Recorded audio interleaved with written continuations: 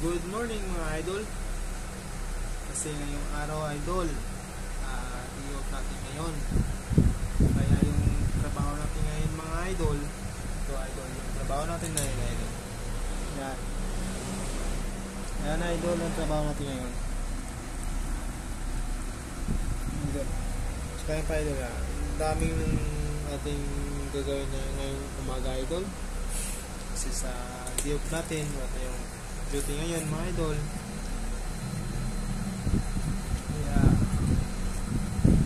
maglaba-laba muna tayo mga idol. Shoutout yan pala sa mga walang pasok, sa mga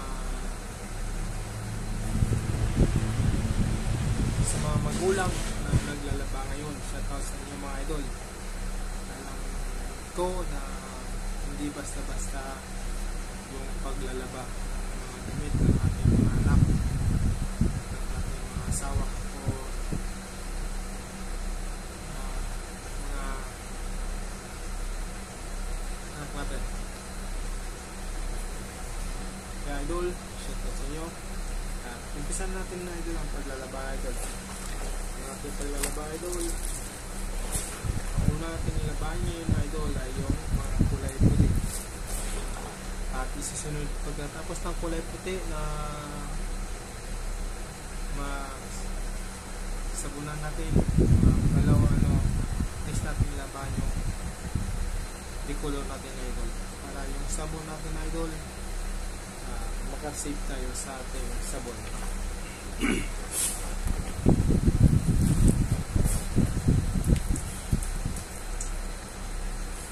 Alam nyo idol, ang sa paglalaba mga idol, hindi basta-basta talaga.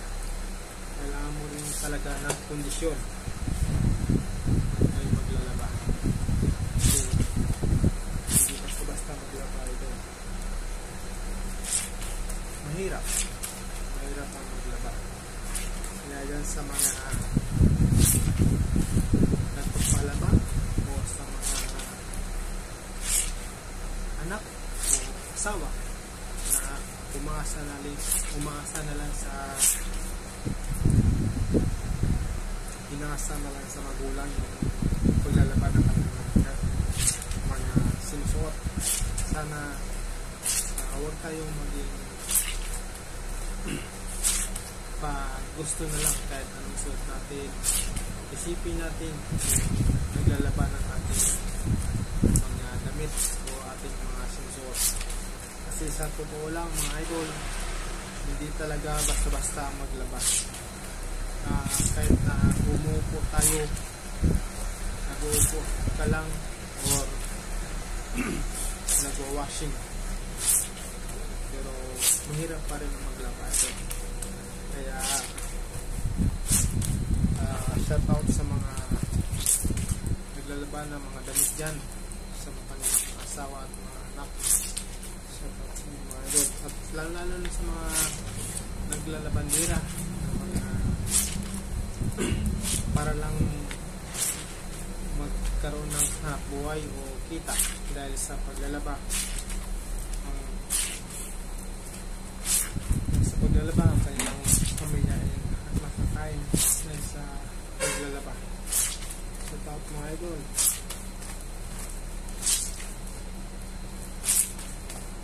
Pusin natin yung paglalaba idol. Lang na nakusot.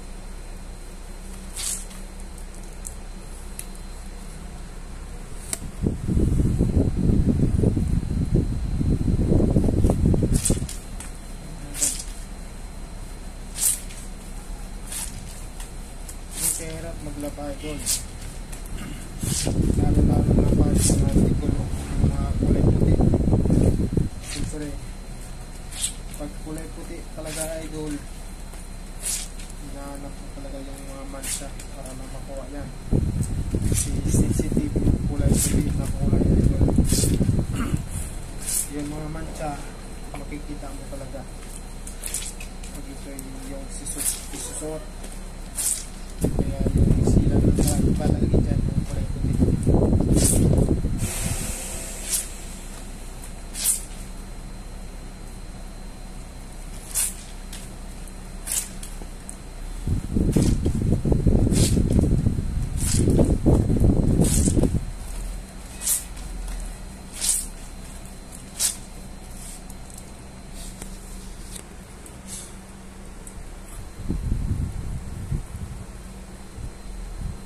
yan lang po ang masishare ko sa mga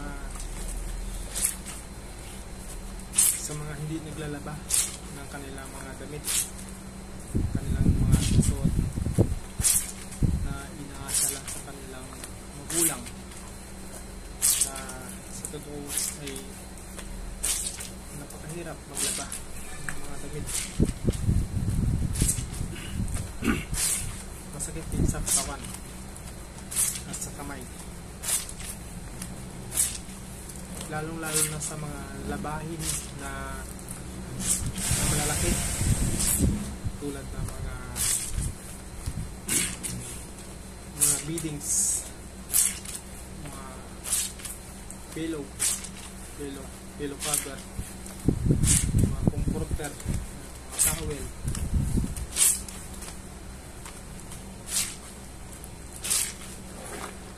Masyadong mga mahirap yan labahan mga idol, lalo na pang mano-mano lang yung paglalaba mo, yung kusad lang talaga. Kahit na mag dryer pa tayo, mag washing, ganun pa rin yan idol, kasi pag magbanlaw, ano pa rin yan,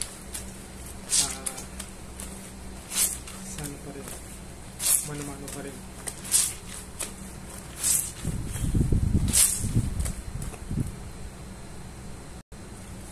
Hindi talaga basta-basta maglaba ng mga damit, lalo yung mga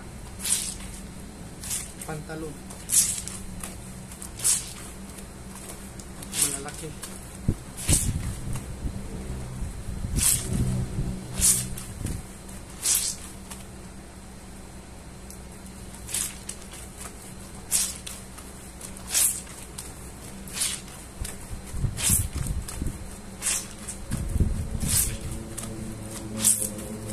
Yan po idol, tapusin ko lang aking labahin mga idol. Ayan lang po ang aking ma-share na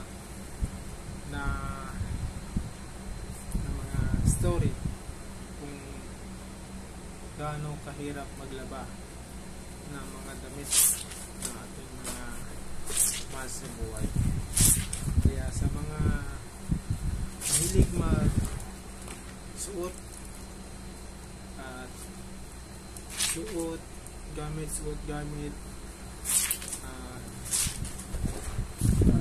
isipin natin yung mga naglalaba ng ating mga kasuotan, lalo na yung kung naglalaba yung nanay natin, mama, papa, at ating kapatid. Ay, napakahirap din sa kanila na maglaba ng napakarami. Salamat idol, and peace out sa lahat, and God bless.